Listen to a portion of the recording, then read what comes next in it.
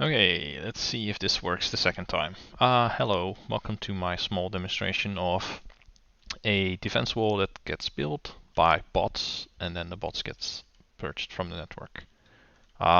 It's mainly three components. It has some stuff where I detect, I need to reset this, one sec, where it detects if bots are being idle, and you can do that by comparing the total construction bots against the available construction bots. So if the available and total are equal, means they are all inactive. Here we have a set of combinators where I check if certain things are done. So if we didn't purge the network yet, so check mark is unequal to 0, unequal to 1, then output signal D1. And here we check if the bots are idle and add one more D1 signal. And the last one is we need to check if there's actually a bot present in the robot port, because we don't want to start this if there are no robots present, right? The conditions. So if D equals to 3, then we can initiate our clock. This clock resets itself, meaning that if one of these conditions here is not true, then the timer will get reset. This can be due to, let's say, the supply train comes and it doesn't have enough supply, so it goes back to get more, and the wall is still being built. That's why I have a timer. This timer is set to 80,000, and I think that translates to roughly 5 minutes.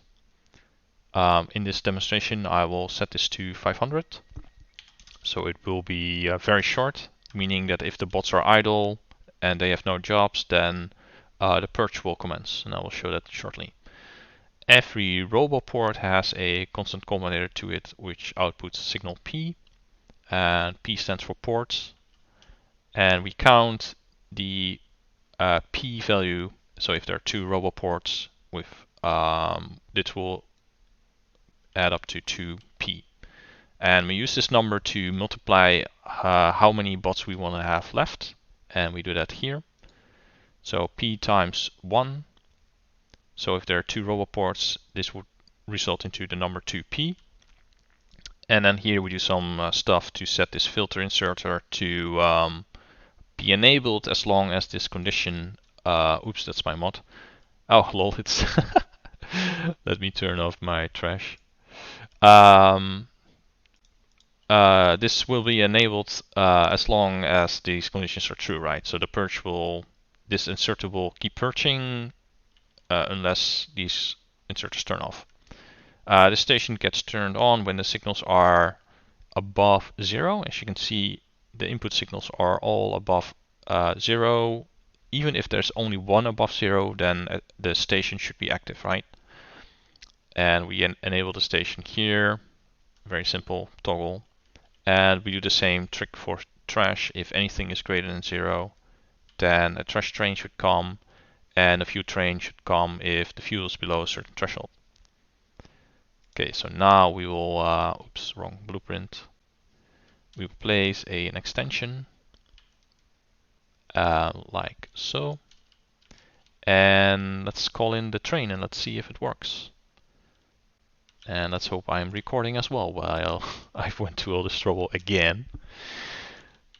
Okay, so I connected the rails, so there goes the supply train. This is the fuel train. For some reason it's always a little bit faster because it's below the supply train in the station. And they're going up. Here comes the supply train, and you can see it started unloading the stuff, and the construction bots start building.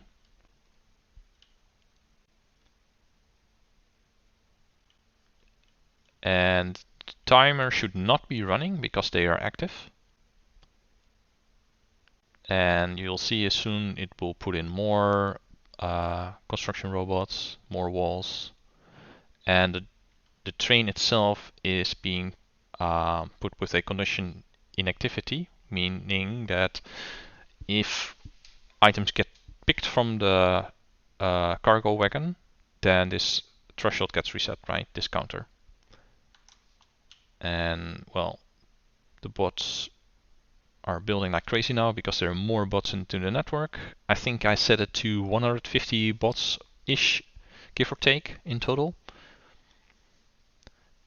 And yeah, so the main goal is that if you have so many bots to build a giant wall, and when they are done, then they're just idle in your network. And another reason is I don't like it when I have a giant bot network, right? You can see these are all like their own isolated networks.